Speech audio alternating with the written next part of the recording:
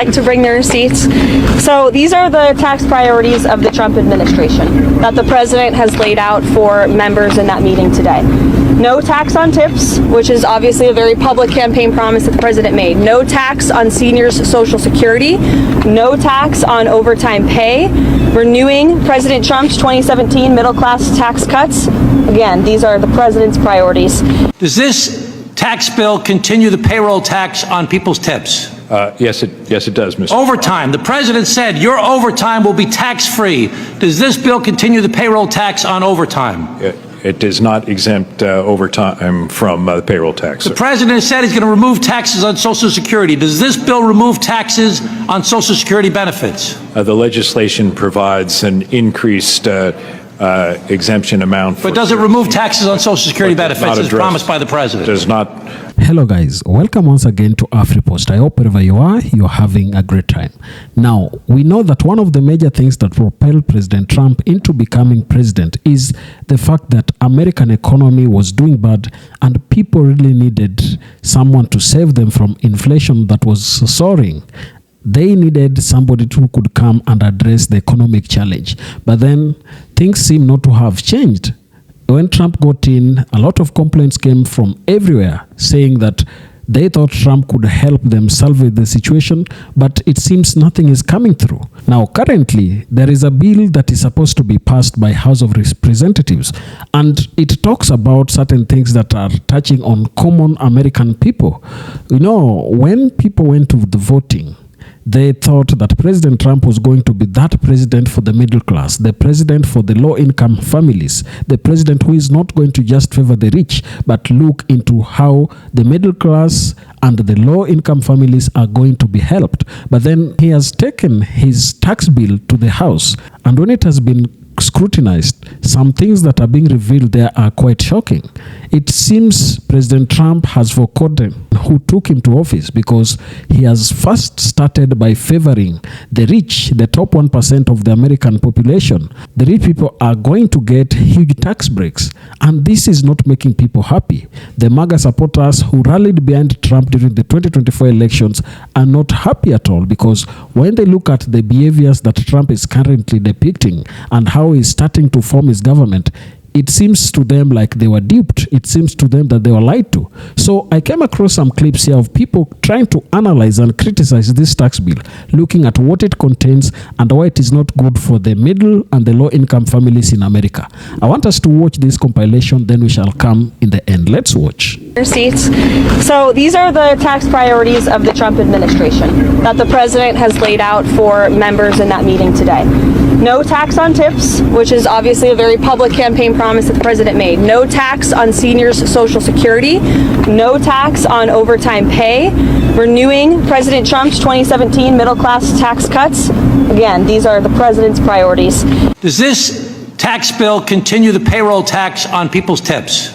Yes, it does, Mr. Overtime. The president said your overtime will be tax-free. Does this bill continue the payroll tax on overtime?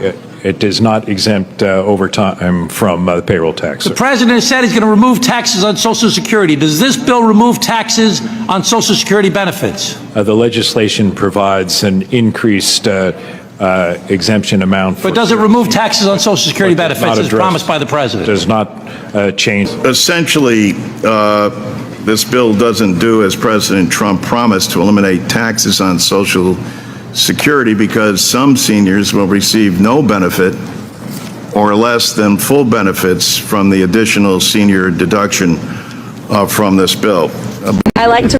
New Republican tax bill just dropped. It lowers the taxes of the 1%, the lowest that it's ever been in American history. It doesn't include no tax on tips. It doesn't include no income tax. It doesn't include no tax on overtime. You fucking idiots fell for all of it. I love you, Donald Trump. We love you, Donald Trump. Yeah, you fucking losers. So I need everybody to hear this, including Trump supporters, because this has nothing to do with whether I'm a Democrat or you're a Republican. What's happening right now affects every single one of us. I'm going to talk about two different bills that were just slipped into the House budget bill, okay? Affects every one of us. The first one are the SNAP benefit cuts. I made a video about a year ago because I've studied extensively Project 2025. I've studied extensively how people are being brainwashed to buy into Project 2025 by people like Charlie Kirk and Ben Shapiro, okay? So in the SNAP benefits, they're cutting it. They're cutting SNAP benefits by $120 billion over a decade. Now, here's how they're cutting it. You're only permitted to apply for SNAP benefits until your child turns 7 years old. That's a second grader. I want everybody to just walk into a second grade classroom. Now, there are so many reasons why somebody might need SNAP benefits to get them by. One of the most important ones is because you're a single parent, or maybe you're even grandparents. The parents are out of the picture and you're living on, retirement benefits. It could be any number of reasons. And these children, we have hungry children right now, even with the current SNAP benefit system. We have hungry children. And we don't have all that many high-paying jobs. We have a lot of manual labor, low-wage, no-benefit jobs. Well, these Republicans are cutting SNAP benefits, but they're giving two exclusions, okay? The first exclusion, if you're married and your child turns 7, you can continue to get SNAP benefits. And then they're upping the work requirements, except with the exception, if you're married, the new work requirements do not apply. Why is this important? When you read Project 2025, their goal is to turn this into a Christian nation under a patriarchy. It's their goal. There's over 35 people at high-level administration with Donald Trump that were architects, that are part of Project 2025 and making it happen. And in Project 2025, it forces women to get married at a very young age and start bearing children. So this is integrated into this new bill. It makes it very hard to be a single mother and to remain single. It forces you into a marriage you probably don't want. And Trump supporters, you've got single mothers in your households. I know that you do. This is why Charlie Kirk is so dangerous. College campuses everywhere. He integrates into every single debate how women should just graduate from high school and get married right away and start having babies. There's footage everywhere.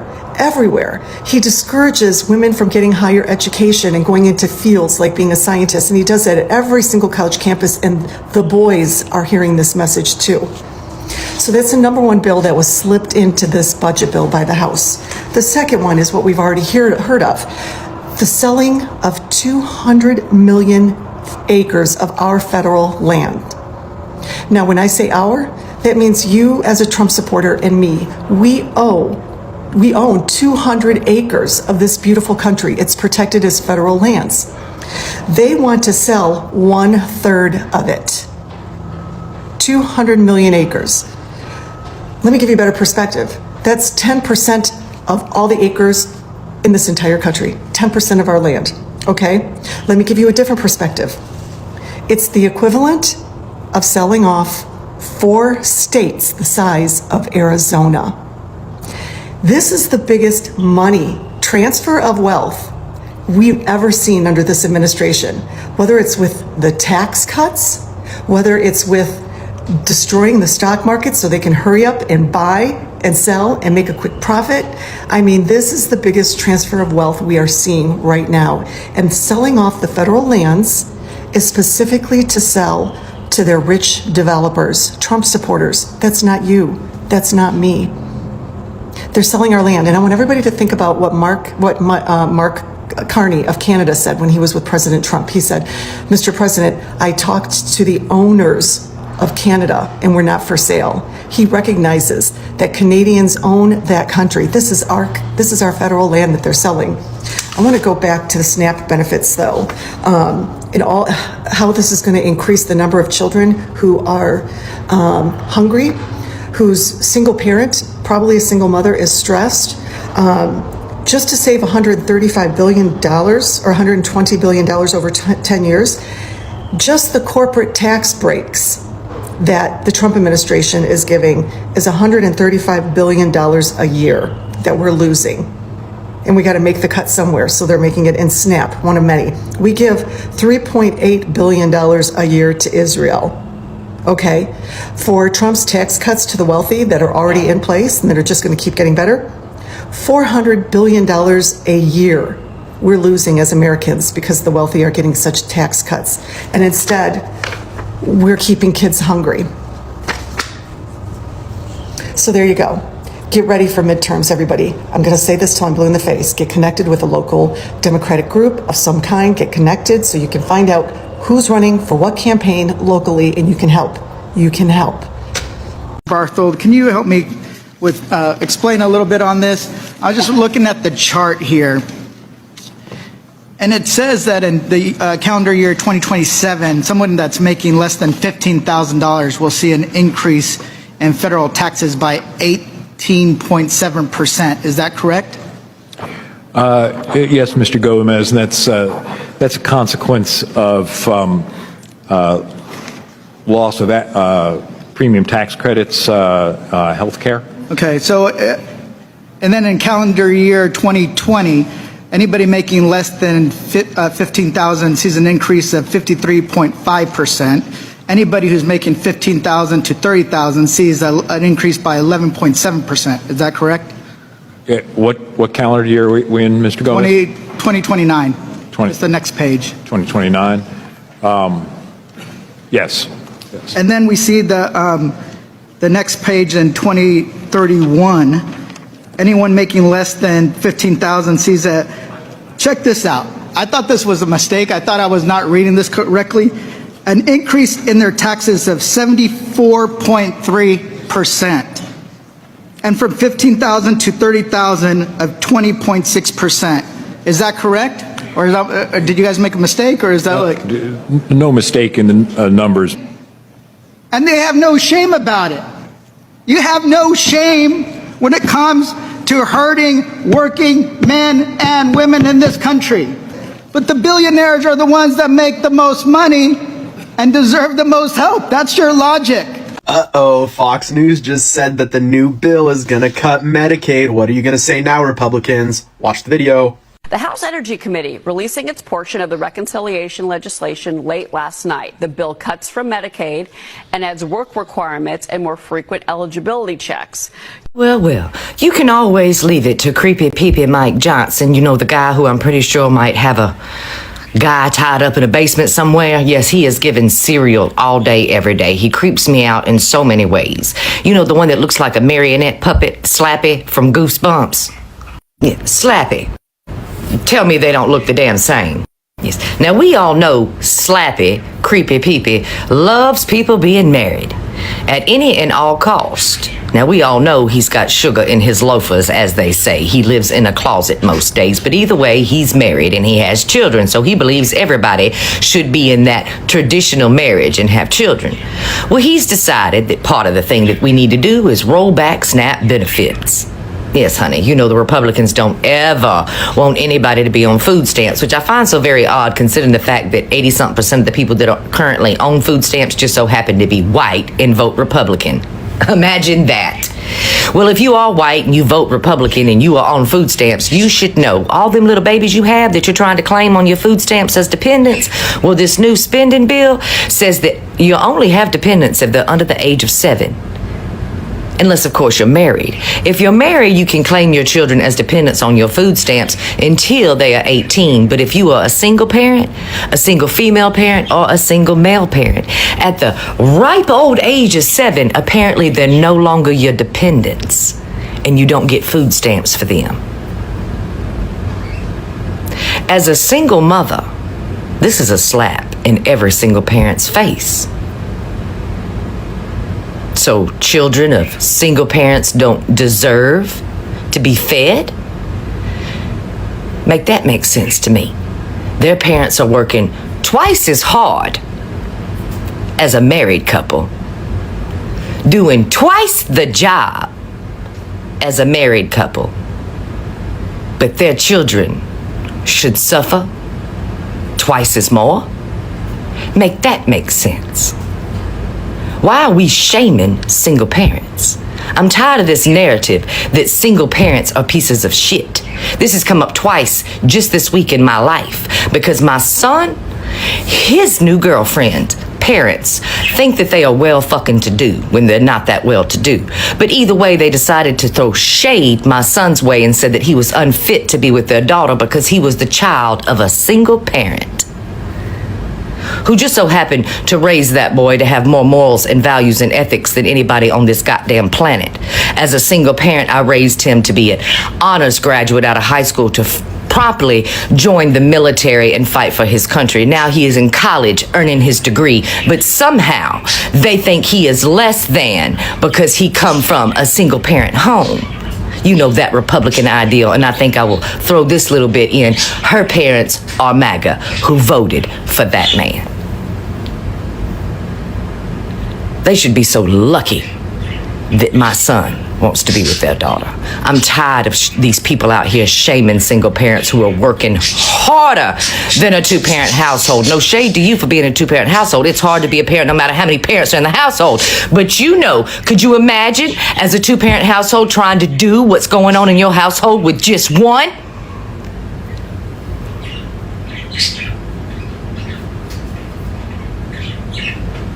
How long before they decide that you also can't claim your children as dependents on your IRS, on your taxes? How long before they take that away from you? Because you know they already took the child tax credit away. How long before they all decide that, well, once your children are 7, they're not your dependents anymore and you don't get a refund, hun? Because it's coming next. You can bet your ass on that. 7 years old.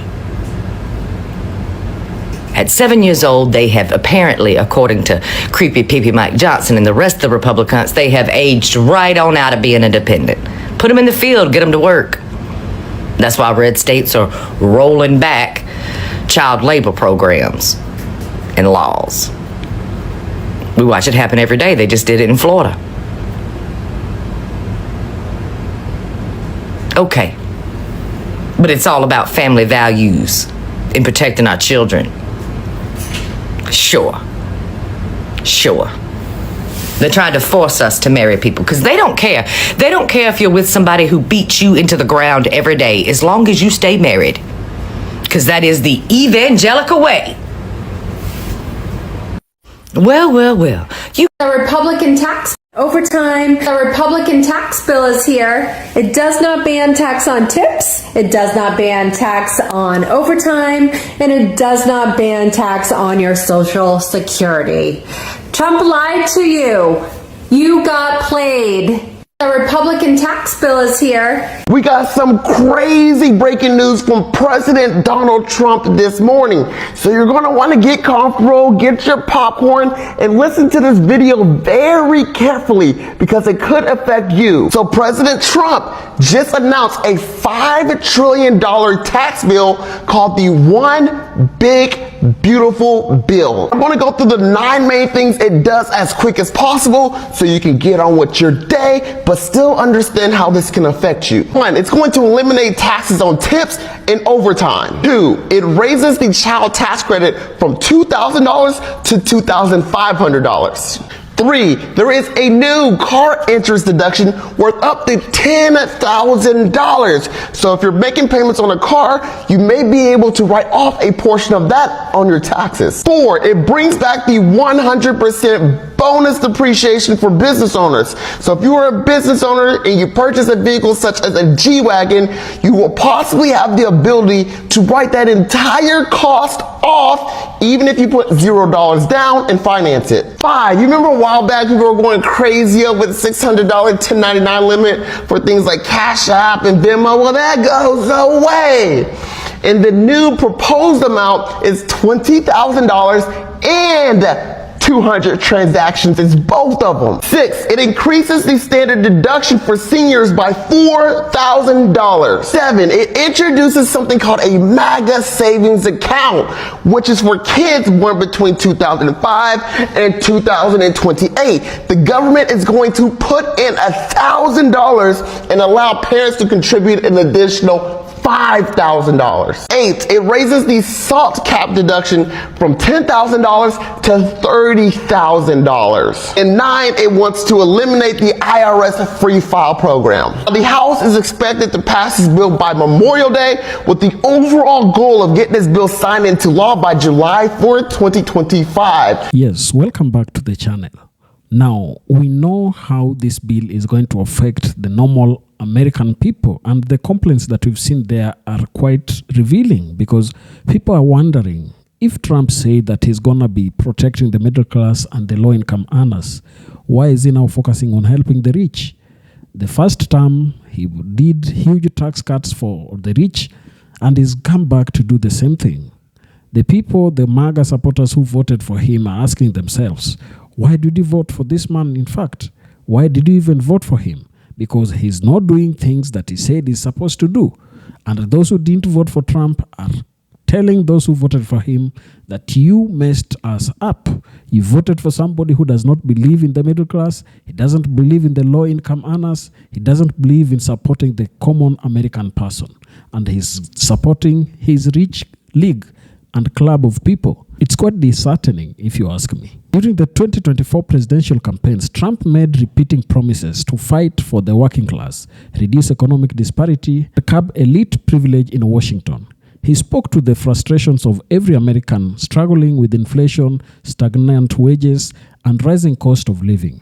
Many voters believed his campaign rhetoric signaled a break from traditional Republican tax policies that favored the wealthy. However, the new legislation appears to reinforce the very structures Trump vowed to dismantle. The tax bill as it stands provides substantial benefits to large corporations and high-income earners, with significant reduction in corporate tax rates and expanded loopholes for wealthy. In contrast, the bill offers only modest and temporary relief for middle and lower class income households, with some provisions set to expire in a few years. These outcomes have led many to accuse Trump and Republican lawmakers of abandoning their promise to uplift the forgotten men and women of America. MAGA supporters, many of whom are working-class citizens in rural and post-industrial areas, feel blindsided by what they see as a betrayal of their economic interests. What adds to the frustration is that Trump's campaign rhetoric painted him as a populist outsider willing to challenge the political establishment on behalf of the people. He condemned elites and claimed that under his leadership, the government would work for the average American rather than Wall Street or corporate donors. Yet the tax bill structures favoring the rich and deepening income inequalities reflects policies that are more aligned with established Republican orthodoxy than with the populist revolution many voters believed they were endorsing. This contradiction between promise and policy has damaged trust and raised questions about Trump's authenticity. Additionally, MAGA supporters who are small business owners, tradespeople, and low-wage workers are beginning to feel the tangible effect of policy decisions that don't align with their economic realities. With the cost of healthcare, housing, and essentials continuing to rise, many are seeing little to no improvement in their financial situations. Despite promise that tax reform would boost job creation and economic relief, the perception that the wealthy are reaping most of the benefits only deepens the sense of abandonment and fuels the idea that politicians, including Trump, are out of touch with ordinary citizens. In conclusion, the passage of Republican tax bill could leave a bitter taste among many Americans, especially within Trump's core base. It underscores the growing disillusionment with political promises that fail to materialize into meaningful change for the working class. For MAGA supporters who once saw Trump as a champion of the common man, the tax bill feels like a stark betrayal, a reinforcement of the status quo they had hoped to overturn.